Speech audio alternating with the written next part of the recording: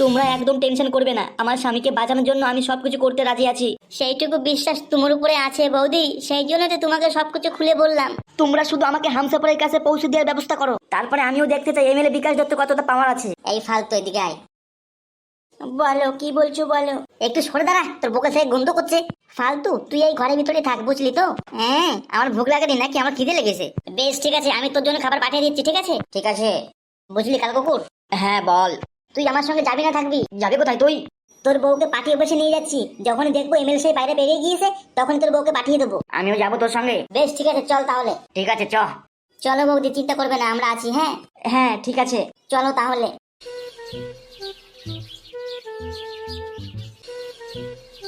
মানলি ভাই, এরা যাচ্ছে আর আসতেছে, আমার জন্য খাবারও আনতেছে না, কত খিদে লেগেছে। ছি, একটা মেয়ের জন্য আমার জীবনটা পুরো নষ্ট হয়ে গেল, যার জন্য এত কিছু সেই বুঝতে পারে না, আমাকে ছেড়ে চলে গেল।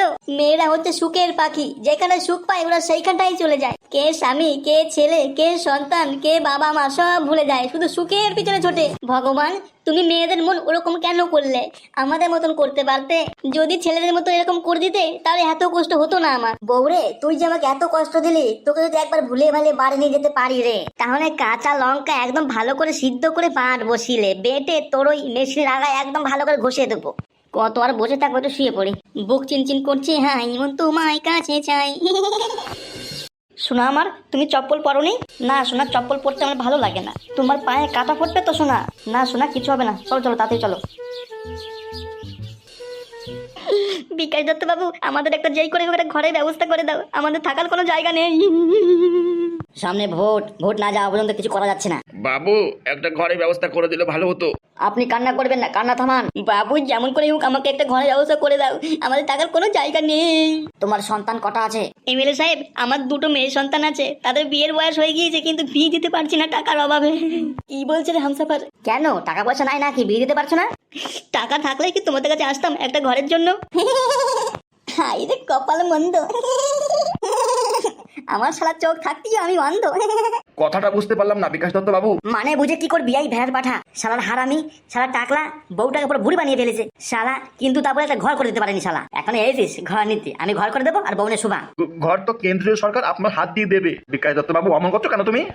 কেন্দ্রীয় সরকার দেবে, তা আমার কাছে কি করতে আছিস? যা কেন্দ্র কাছে ঘর নিয়ে। ও তুমি বকছো কেন? চুপ করো। টাকা কি ইনকাম করেছো? সব কি বাংলা মাল খেয়ে উড়িয়ে দিয়েছো? শালো শালো খাসির মাংস খেয়েছো, শালো একটা ঘর করে দিতে পারলে না? শালো এখন এসে ঘর চাইতে। বিকাশ দত্ত বাবু, আমার স্বামীর কথা বাদ দেন, তুমি আমাকে দেখে একটা ঘর দাও। কালকে সকালে তুমি আমার কাছে এসো, তোমাকে একটি ফর্ম লিখে দেবো, সেই ফর্মটা তুমি বিডিও অফিসে জমা দেবে। বেশ ঠিক আছে, তাই হবে।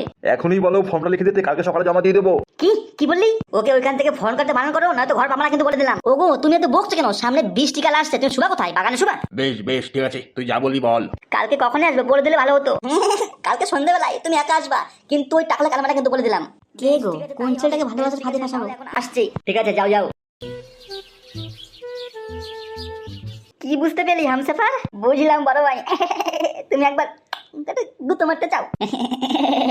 ওই দেখ, যে কালো জামা পরে আছে সেই হারামিটাকে। ও ওই তো সে কালো জামা পরে রয়েছে, ওই ছেলেটা তো নাকি? কি বললি তুমি এই মেয়েটিকে দেখা মাত্রই প্রতিশোধের কথা ভুলে গেলে নাকি? হ্যাঁ, ওই ছেলেটাই।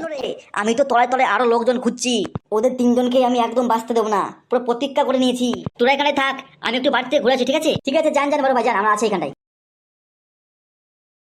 এমএলএ সাহেব পালাচ্ছে পালাচ্ছে। শালো আমাদের এমএলএ বিকাশ দত্ত না, সব মেয়ে ছেলে কাছে শুতে পারে শালো, এমন বোধো শালা, গান মারাইবার এক শালো। ওদিকে আমাদের কি দরকার আছে?